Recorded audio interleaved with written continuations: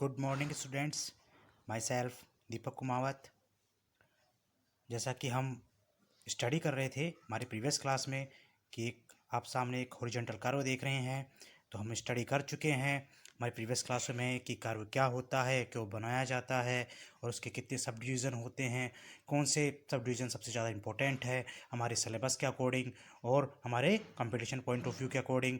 उसमें हमने जो है फर्स्ट लेक्चर में हमने जाना था कि कर्व क्या होता है, सेकंड लेक्चर में हमने जाना था कि एक हॉरिजॉन्टल कर्व जो है वो किस प्रकार से ड्रॉ किया जाता है। जैसा कि आप सामने देख पा रहे हैं, उस हॉरिजॉन्टल कर्व में हमने बहुत सारे पॉइंट्स डिनोट किए थे और उन पॉइंट्स को जो हैं हम लगातार जो हमारे नेक्स्ट लेक्चर जो आ रहे हैं उन लेक्चर में हम जानते चले हैं कि हमने जाना था कि रेयर टेंजेंट, बैक टेंजेंट क्या होता है, फॉरवर्ड टेंजेंट क्या होता है, किस प्रकार से उसका फॉर्मूला या लेंथ फाइंड आउट की जाती है। उसके बाद हमने जाना था कि हमारी लॉन्ग कोड क्या होती है, किन के बीच में बनी हुई होती है और कोड जो होती है वो कितने प्रकार से सब डिवीज़न होता है उसका सब हमने सब जाना था कि लॉन्ग कोड क्या होती है और नॉर्मल कोड क्या होती है और सब कोड क्या होती है। उसके बाद हमने जाना था कि एमसीक्यू जो हमारी मिड ऑर्डिनेट जो है वो मिड ऑर्डिनेट क्या होती है, किस प्रकार से उसको फाइंड आउट किया जाता है, क्या उसका फॉर्मूला होता है। तो ये हमारे जो एमसीक्यू क्वेश्चन जो बनते हैं, जो छोटे क्वेश्चन जो बनते हैं ऑब्जेक्टिव, उन क्वेश्चंस में इनके फॉर्मूले पूछे जाते हैं, इनके बारे में पूछा जाता है कि रेयर टेंजेंट क्या होती है, बैक टेंजेंट क्या होती है, रेयर टेंजेंट बैक टेंजेंट की कहाँ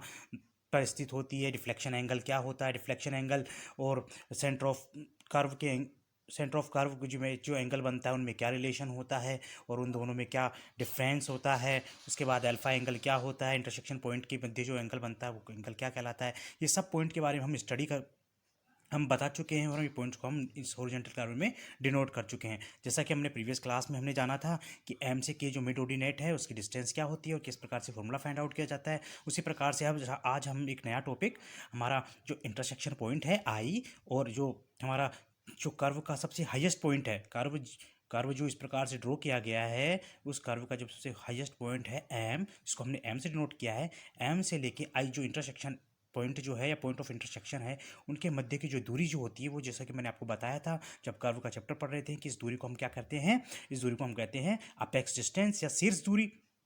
तो हम आज जानेंगे कि शीर्ष दूरी को किस प्रकार से फाइंड आउट करते हैं, शीर्ष दूरी का क्या फॉर्मूला होता है और शीर्ष दूरी का क्या इस कर्व में रोल होता है।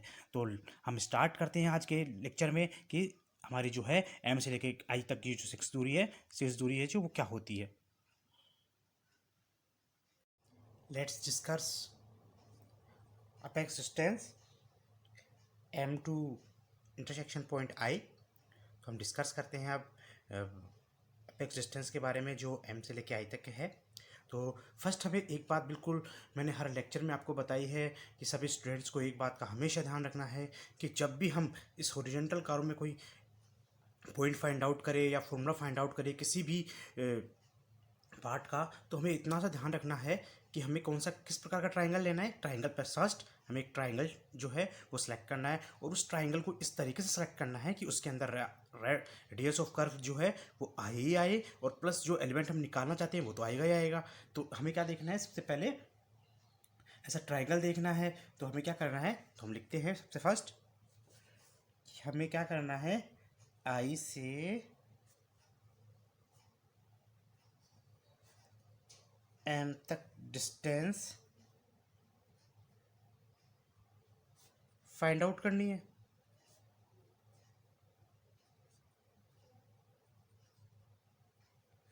और हम आई को क्या लिख सकते हैं, हमारा जो आई है इंटरसेक्शन पॉइंट और वो जो सेंटर ऑफ कर्व उसको हम किस प्रकार से लिख सकते हैं, हम इसको लिख सकते हैं I O equals to I M plus M O. मैं लिख सकता हूँ कि आई ओ जो है उसको मैं इस दो पार्ट में लिख सकता हूँ कि आई से लेके एम तक के डिस्टेंस और एम से लेके ओ तक के डिस्टेंस को मैं आई ओ लिख सकता हूँ।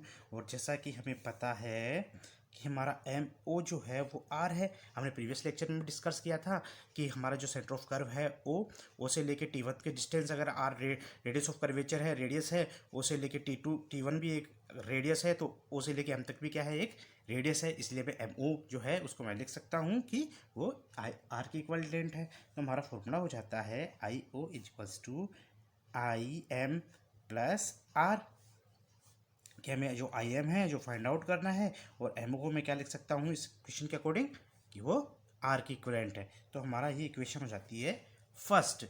अब इक्वेशन फर्स्ट को हम क्या करते हैं, ऐसा ट्राइंगल ले लेते हैं जिस ट्राइंगल में क्या हो, हमारा क्या आ रहा हो, आई एम आ रहा हो और आई ओ आ रहा हो। अगर इस प्रकार को ले लेते हैं तो उसके अंदर क्या निकाल सकते हैं अपन इजी वे में अपेक्स डिस्टेंस या जो फॉर्मूला है वो फाइंड आउट कर सकते हैं। तो देखिए इस हॉरिजॉन्टल कर्व के अंदर हम ट्राइंगल अगर सेलेक्ट ले करते हैं कि T1 O I, अगर ये ट्राइंगल अगर हम ले लेते हैं तो इसमें आई ओ भी आ जाता है, आई एम भी आ जाता है और हमारा वैल्यू भी इसमें अंदर फाइंड आउट हो जाएगी। तो मैं ले लेता हूँ ट्राइंगल, मैंने ट्राइंगल लिया T1OI में। T1OI जो है मेरा जो ट्राइंगल है उसके अंदर मैं क्या लिख सकता हूँ, मेरा ये 5/2 अगर एंगल होता है तो इस 5/2 मेरा ये एंगल हो गया, ये मेरा कर्ण या हाइपोटेनस हो गया, ये मेरा बेस हो गया। तो मैं कर्ण और बेस के रिलेशन में क्या लिख सकता हूँ, कोस 5/2 इज इक्वल्स टू मैं क्या लिख सकता हूँ इक्वेशन के according, O T one upon I O लिख सकता हूँ।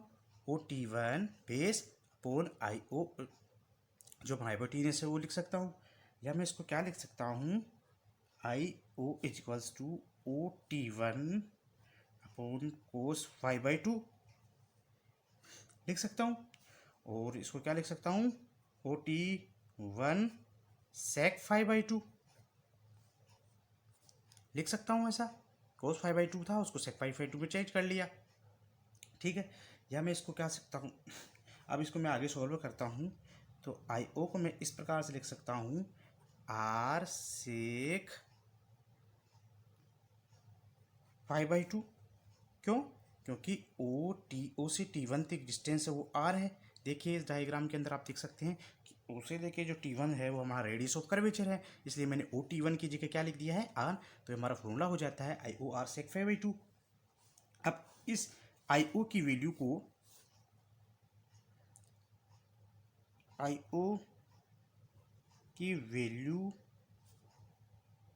पुट इक्वेशन फर्स्ट, अगर मैं इस इक्वेशन फर्स्ट जो है I O is equals to I M plus R, इसमें अगर आई ओ की वैल्यू को R sec 5/2 को रख देता हूँ तो मेरा जो फॉर्मूला जो है अपेक्स डिस्टेंस का वो फाइंड आउट हो जाएगा। तो मैंने रख दिया है R sec 5/2 I M plus R, ठीक है। या मैं क्या लिख सकता हूँ, I M is equals to R sec 5/2 minus R लिख सकता हूँ। देखिए हमारा ये कंडीशन है, जो हमारा कर्व जो है उसके अकॉर्डिंग मैं चलते चले जा रहा हूँ। और मैं इसको क्या लिख सकता हूँ, I M is equals to R sec 5/2 minus 1। क्या मैं इस प्रकार से लिख सकता हूँ इसको, इस प्रकार से मैं इसको लिखता हूँ तो ये मेरा फॉर्मूला हो जाता है अपेक्स डिस्टेंस का। तो इस प्रकार से मैंने क्या किया है, एक हॉरिजॉन्टल कर्व जो है उस हॉरिजॉन्टल कर्व में अपेक्स जो डिस्टेंस है हमारी एम से लेके आई तक की जो अपेक्स डिस्टेंस है इंटरसेक्शन पॉइंट से लेके हमारे कर्व के सबसे हायर पॉइंट के मिड पॉइंट तक की जो डिस्टेंस हो जाती है अपेक्स डिस्टेंस, उस डिस्टेंस को मैं फाइंड आउट कर सकता हूँ किस तरीके से, इस तरीके से एक ट्राइंगल सेलेक्ट करने के बाद मैं क्या कर सकता हूँ, I M equals to R sec 5/2 minus 1 को लिख सकता हूँ। तो इस प्रकार हमने क्या किया है, हमारी जो अपेक्स डिस्टेंस है उसको फाइंड आउट कर लिया है। और हम जो है हमारे प्रीवियस लेक्चर में लगभग सभी पॉइंट्स को जो है फाइंड आउट कर लिया है। जो हॉरिजॉन्टल कर्व के जितने भी मेन पॉइंट्स होते हैं एमसीक्यू के अकॉर्डिंग या पॉइंट ऑफ कंपटीशन के अकॉर्डिंग वो हमने सभी फाइंड आउट कर लिए हैं। बहुत इंपॉर्टेंट पार्ट है ये।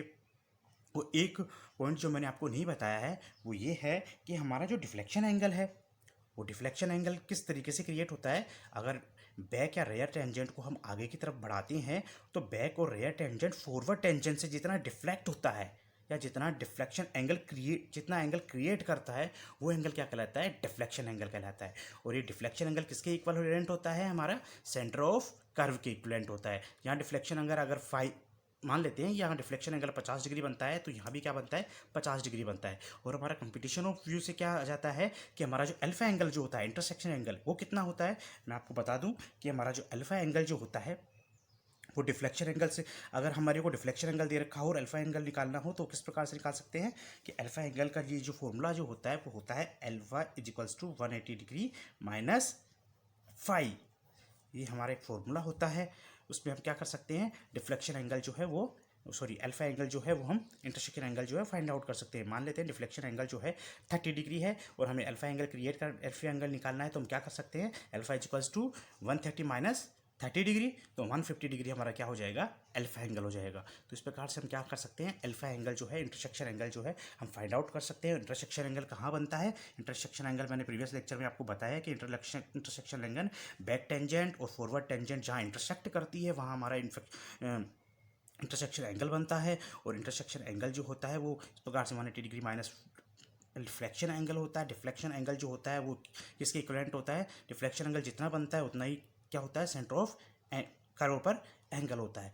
और इस प्रकार से मैंने जो है आपको एवरी पॉइंट जो है इस हॉरिजॉन्टल कर्व की वो अच्छे से एक्सप्लेन कर दिए हैं, अच्छे से फॉर्मूले फाइंड आउट कर चुके हैं हम लोग, हर पॉइंट के फॉर्मूले फाइंड आउट कर चुके हैं। यही हमारे हॉरिजॉन्टल कर्व के एमसीक्यू के अकॉर्डिंग क्वेश्चन बन जाते हैं कि रिफ्लेक्शन एंगल क्या होता है, अल्फा एंगल किस प्रकार से फाइंड आउट किया जा सकता है और क्या फॉर्मूला होता है, और अपेक्स डिस्टेंस क्या होती है, अपेक्स डिस्टेंस का फॉर्मूला क्या होता है, और अपेक्स डिस्टेंस जो है किन से किन के मध्य बनती है। तो ये सब चीज़ें जो हैं हमने अच्छे से बात कर ली हैं। T1 से लेकर T2 को मिलाने वाली स्ट्रेट लाइन जो होती है वो क्या कहलाती है, लॉन्ग कोड कहलाती है।